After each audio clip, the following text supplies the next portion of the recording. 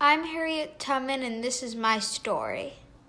I was born an enslaved person around 1820 with 11 brothers and sisters on a plantation. My childhood was difficult. I got separated from my family and moved to a new plantation at age 6. At my new plantation, I took care of the kids and cleaned the house. Once I saw a sugar cube and tried it. My slaveholder caught me, so I ran away scared and hid in a pig pen for days. During my time on the run, I got very sick and weak, so I had no choice but to return.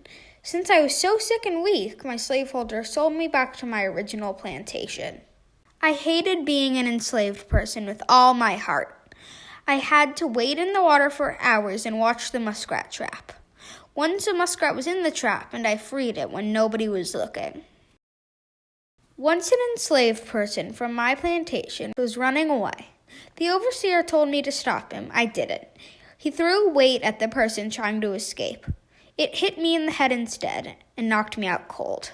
From the injury, I got narcolepsy, a disorder that made me fall asleep at random times.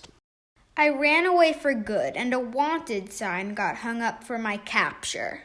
Once I was free, I sneaked back to my parents' plantation. We escaped to live in Canada. Once my family was safe, I went back to the United States and started working on the Underground Railroad. The Underground Railroad was a path of safe houses leading toward freedom. I never lost a single person traveling on the Underground Railroad. People call me Moses and General Tubman. Enslaved people running away from their slaveholders would follow the North Star to go to safe houses. Once the Civil War started, I worked for President Abraham Lincoln as a nurse and a spy in the Army. Even more than 100 years later, people still remember me because I helped their ancestors be free.